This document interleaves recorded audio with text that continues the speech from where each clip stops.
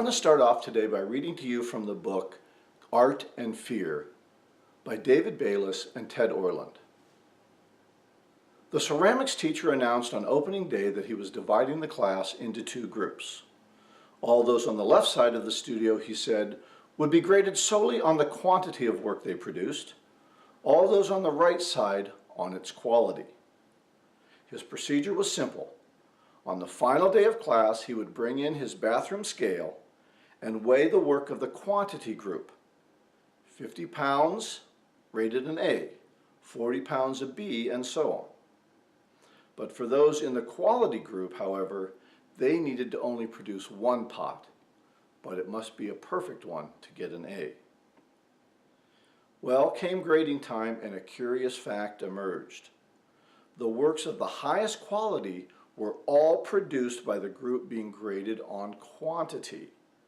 It seems that while the quantity group was busily churning out piles of work and learning from their mistakes, the quality group had sat theorizing about perfection and in the end had little more to show for their efforts than grandiose theories and a pile of dead clay.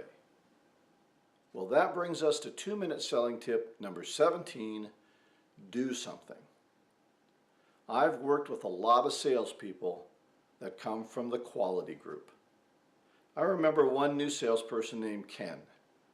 He spent a considerable amount of time researching the customers that he never bothered to meet with.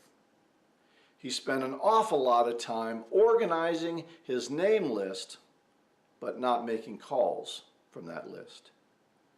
And he spent a lot of time perfecting the perfect sales presentation and never giving it. Listen, if you want to get good at making prospecting calls, make a bunch of prospecting calls. You're going to screw up a few of them, but after you do 500 or 600 calls, you're going to get pretty good at it.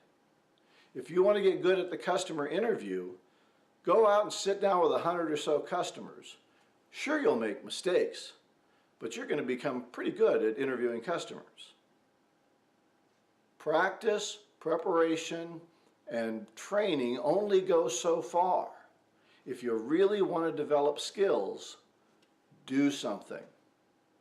So until the next time, go out and get better, one skill at a time.